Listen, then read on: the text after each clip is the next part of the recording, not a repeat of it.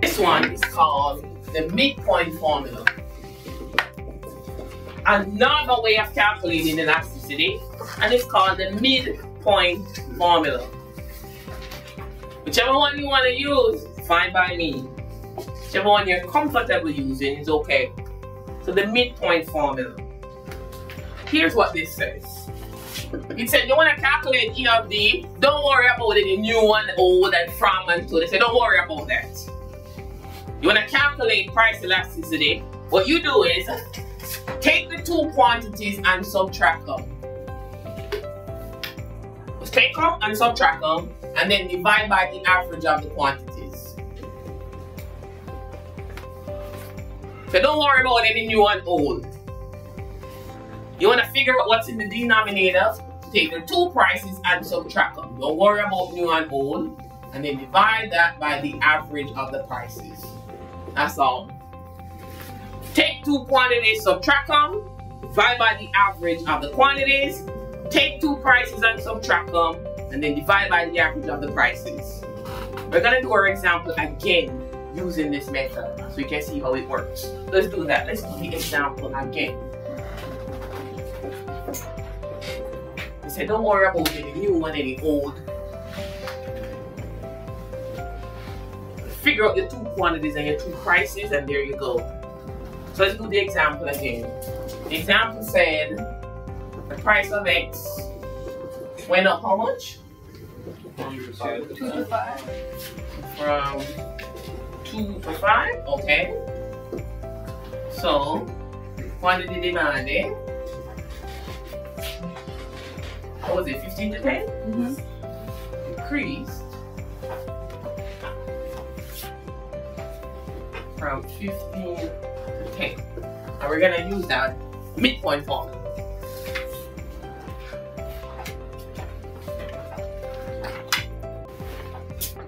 I'm going to practice with that midpoint one. So, as I said, I like to write my formula. Help me to remember. Midpoint says, take the two quantities. So we wrote the example again. Price of X went up from 2 to 5, so quantity demanded decreased from 15 to 10. Midpoint says, take the two quantities and subtract them and divide by the average of the quantities. Take the two prices, subtract them, divide by the average of the prices.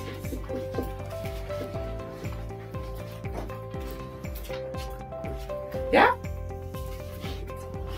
What are two quantities? 2 and 5. Quantities. 5 and 15. So midpoint said, take these two, subtract them, divide by the average of the two.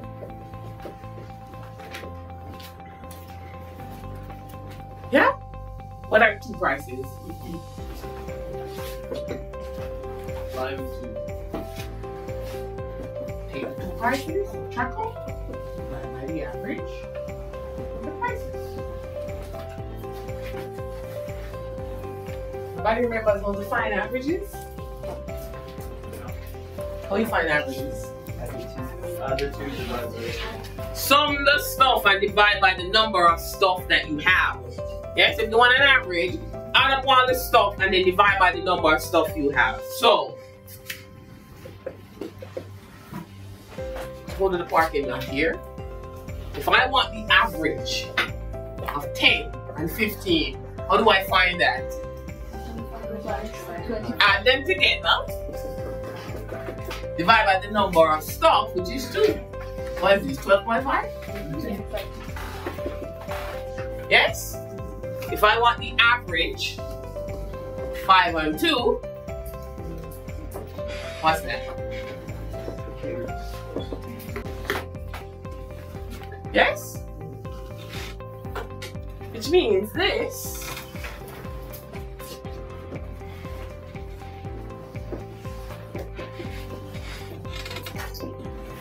punch that in your calculator and tell me what you do.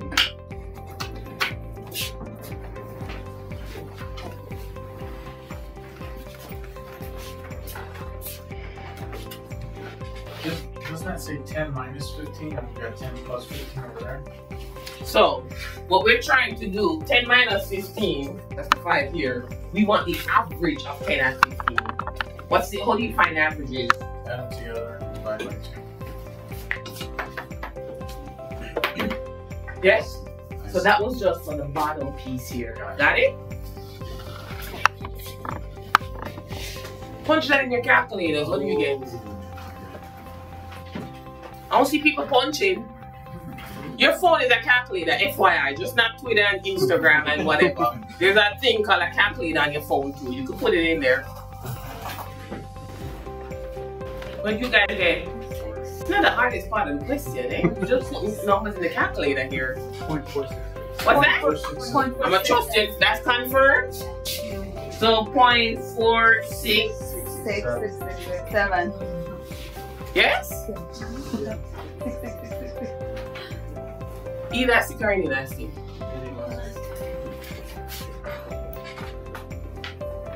Different number, but still elastic. It could come out elastic from the two different methods, you never know. Any method you want to choose is fine. You have the percentage change with the new and the old. You have the midpoint formula that says don't worry about new and old. Two quantities, divide by averages of two quantities. Prices, divide by averages of two prices. New and old, percentage change said it matters where you're coming from and where you're going to. Okay? Which method do you prefer? Prefer the first one? I kind of like the structure of the new and the old. It forces me to think. But again, in exams, anyone you want to choose, I don't force you to choose. You can choose any method you want to. It doesn't matter to me. Okay? So if somebody calculates it with a percentage change and then you do it with midpoint, you could get different answers. So don't go, right? Why is that different? They could be different. Okay? So which one would be right? As an economist, I prefer percentage change. I think a price increase is different from a price decrease. I think it matters in terms of the elasticity, even if it's along the same price range.